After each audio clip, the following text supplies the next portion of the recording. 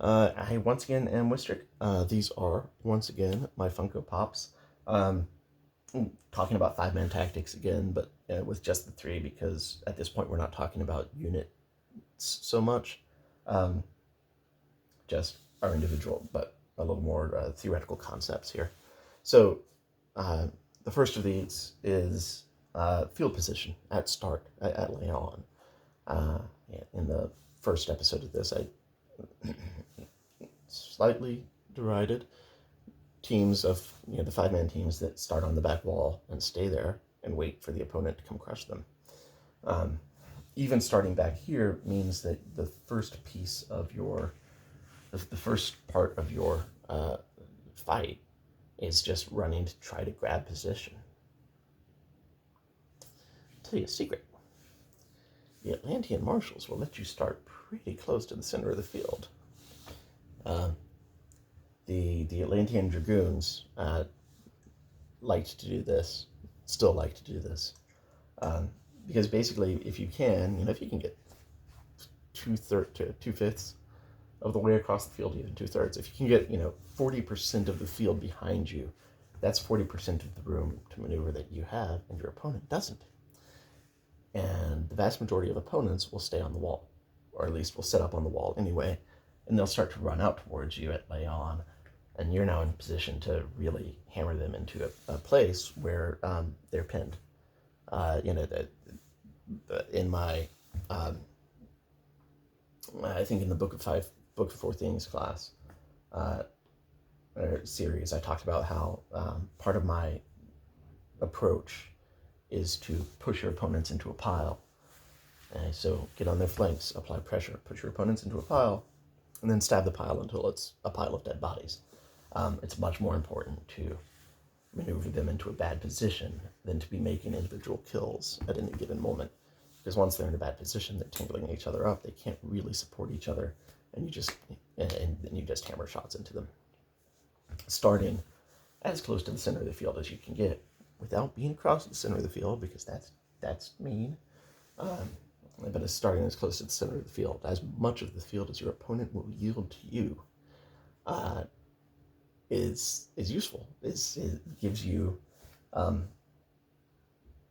makes it easier for you to crush them into a corner. Gives you more room to maneuver, gives you less room to maneuver, makes the fight start earlier. There's not this time of running at each other, assessing each other, but instead, lay on is boom, jump into fight measure. And so if you've got a plan that you want to execute, boom, jump into fight measure means you're executing immediately. You're not giving them time to really assess what that plan might be and counter it. If you've got a wide field, you might set up to favor one side. If your skirmishers are going to go to, if you're sending out a flank runner on a side, set up your hammer or your anvil. Set up your anvil to one side of the field. So go ahead, take your line, set up over here. That gives your skirmishers more room to run in. Especially if you just don't want to bother defending a flank. Put somebody on the wall. On the wall and curved slightly forward, so that this person's pressure back. Then, the other thing we talked about a lot is resource allocation. We have our big, scary unit here.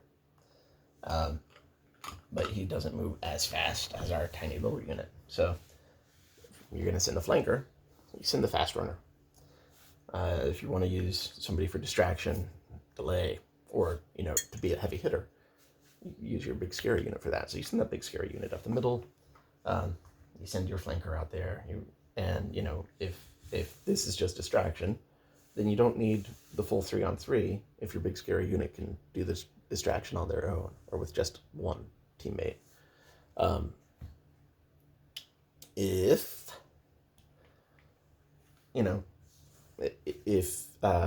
instead you want impact, then you have your big scary unit and you give them 2 good hitters and you just go through that line.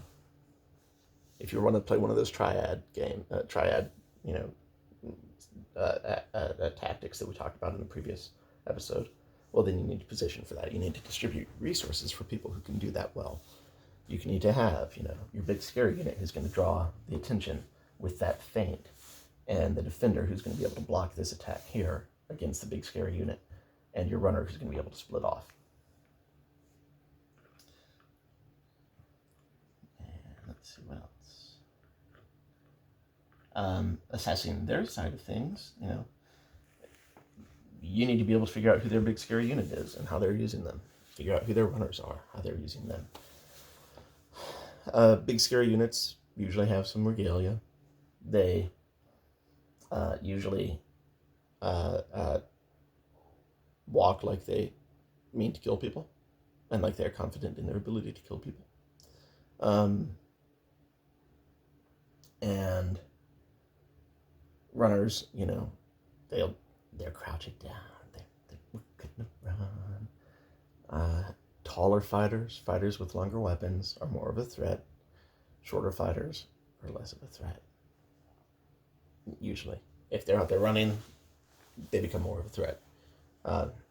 Short fighters who skirmish well, are dangerous. Let's see, because then they can force a one-on-one, and if they're used to fighting one-on-ones from being a short person, then they can take one opponent out. If they are, kind of ignored because, hey, they're short, they're not a huge threat, they can make you pay for that.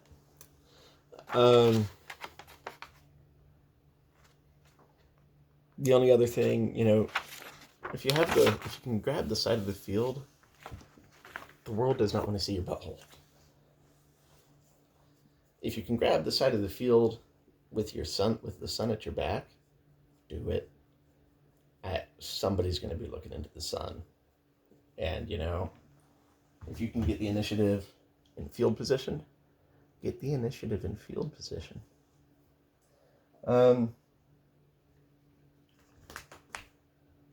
Yeah, resource allocation isn't about what offhand you have. It's not about who has a buckler. It's about your offensive and defensive capacities, your mobility, your intimidation factor. Somebody with good dagger defense is going to be as safe as somebody with a buckler. Somebody with good dagger defense and a good cross shot is going to be as much of an offensive hitter as somebody with case. It's just the way of things. So what matters is true offensive capacity, true defensive capacity, especially in these dynamic situations where defensive capacity isn't going to be gained by just, having shots rain in on a buckler, but on the ability to, provoke a bunch of shots to come at you and put them all, into the dirt. So that's 5-man. Train your triads, train your 5s. Make good use. Next time you can get into a 5-man tourney, use the field. Act like a unit. Unit cohesion isn't about the ability to stand in a line. Unit cohesion is about coordinated action, even if you're on opposite sides of the field. Cohesion is about a unity of function and purpose and action. It's about the weapons being joined, not necessarily about standing in a line. And advance with purpose. Don't stand on the back wall. Just get out there and kill people. It's what you came to do. All right. We'll talk to you next time. Bye.